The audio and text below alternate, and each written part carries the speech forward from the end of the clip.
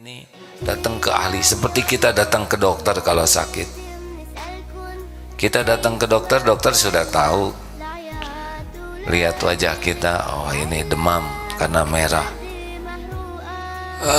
Oh radang tenggorokan ya. Sakit perut nih, dokter sudah datang. Ini boleh bergurau sedikit enggak? Ini gurau ya, tapi mudah-mudahan ada hikmah. Dokter tahu maksudnya. Ini ada orang yang suka buang angin terus. Mohon maaf ya, ini ceritanya ibu-ibu. Ganti jangan bu. Nah namanya juga cerita ya. Dikit-dikit buang angin, dikit-dikit buang angin. Datang ke dokter. Ini betapa kalau dokter tuh paham gitu ya. Sampai ke dokter, dok, saya mau berobat. Apa keluhan ibu? Dokter tuh senyum aja. Malu dok menyampaikannya. Lah bagaimana saya mengobati kalau tidak disampaikan? Gini dok, saya ini sering buang angin, dikit-dikit buang angin, tapi ada bedanya buang angin saya itu tidak bau dan tidak kedengeran dok, nggak ada suaranya katanya. Dokter senyum aja ya. Iya langsung nulis resep. Coba dokter bicaranya agak keras, coba minggu depan datang lagi ya. Iya. Pekan depan datang, bagaimana bu, dokter ngasih obat apa sih katanya gitu. Iya ibu, perubahannya apa? Kenapa sekarang kentut saya jadi bau dan jadi bunyi katanya begitu. Ya itu obat yang saya kasih itu obat pilek ya enggak, dan untuk pendengaran katanya.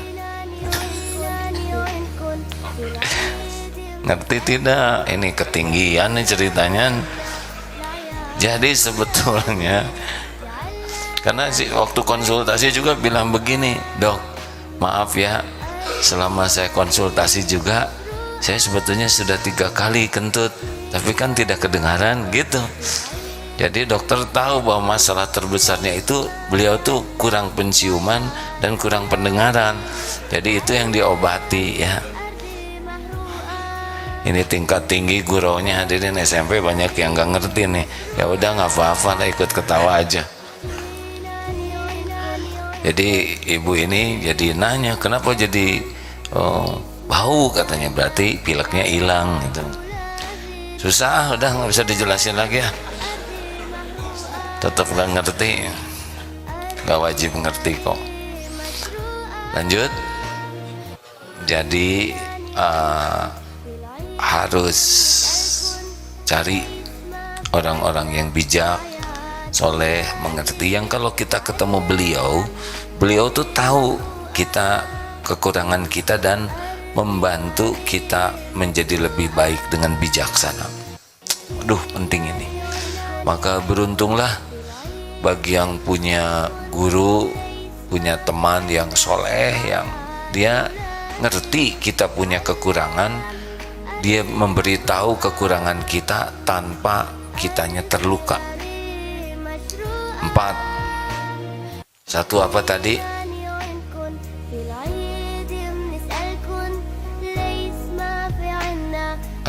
Datang ke dokter gigi. Satu apa? Tafakur diri. Yang kedua, cermin pribadi. 3, berguru dengan yang ahli. Jadi orang kalau punya guru lebih cepat berubahnya. Makanya penting sekali punya guru itu. Penting karena guru yang bijak itu akan membantu kita mengetahui kekurangan kita dan membantu kita memperbaiki. Yang keempat adalah manfaatkan orang-orang yang benci kepada kita. Karena pasti ada orang yang tidak suka.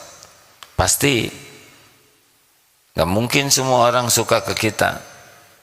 Dan orang yang tidak suka kepada kita itu aset, karena mereka punya kesungguhan dan kesibukan terus menerus mengorek-korek, mencari kekurangan dan kesalahan kita dengan sukarela dan sepenuh hati. Ya, halo, jelas nih. Orang yang sebel ke kita tuh, kita udah tidur dia masih melek memikirkan kita, dia terus kasakusuk. Udah dengar saja kalau ada orang yang bicaranya ngebeberkan aib dan kekurangan kita, dengar saja, tidak bahaya, tidak bahaya. Oh, si itu tuh orangnya pelit, orangnya sombong, pamer-pamer aja kekayaan orang tua. Dia kalau ngomong suka nyakitin, celetak-celetuknya tuh, celetak-celetuk yang bikin luka hati orang.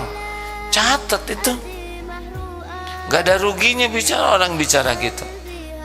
Orangnya pelit, kalau ditraktir mau, kalau traktir gak mau. Catat, gak mau kalah. Catat, gak ada ruginya kita dikoreksi orang. Tapi ngomongnya gak enak, ngomong gak enak itu penggugur dosa. Kita cariin, oh ya, dah pokoknya kalau orang ngomong jelek ke kita, kita ngomong baik ke dia, karena yang kembali ke kita adalah perkataan kita sendiri. Kita baik-baik saja. Hei monyet lu, bukan, assalamualaikum, beres. Hitam lu, coklat tua, assalamualaikum, beres. Enak kan? Dan yang terakhir, kalau kita ingin berubah, terus tafakuri kejadian-kejadian yang ada.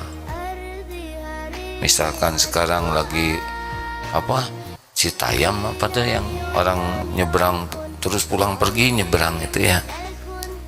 Oh, ternyata makin ingin dipuji orang tuh ya capek sekali.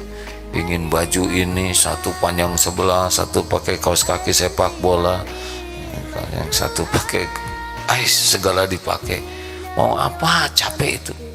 Makin ingin dipuji orang tuh makin capek. Makin ingin dikagumi orang makin menderita.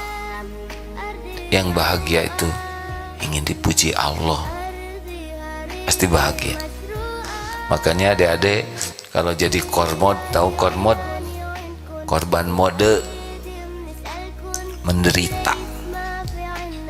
AA kan pernah SMA juga dulu, sama korban.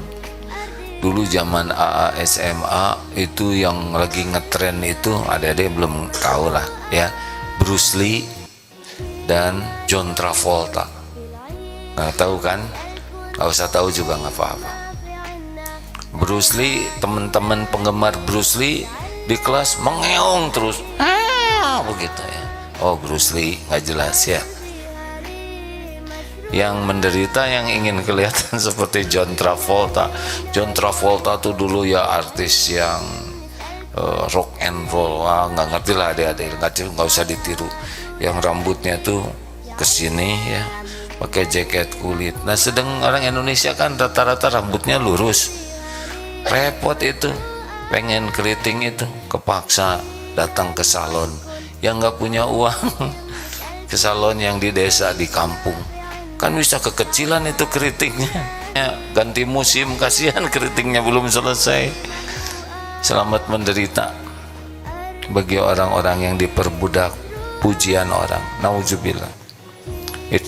Hidup mah lurus-lurus aja. Nah, lihat fenomena-fenomena itu jadi bahan tafakur. Oh iya, oh iya, di kelas juga ada yang wah sombong begitu. Oh, ini pelajaran, saya tidak boleh sombong seperti dia. Ada yang baik sekali, sopan, ini pelajaran, saya harus sopan seperti dia. Jadi tiap ketemu orang, ketemu teman, kita itu ketemu sarana untuk mengevaluasi diri. Kenapa kok saya senang kepada guru ini? Oh, guru ini kalau masuk ke kelas wajahnya cerah, senyum, sopan, Dulu ada guru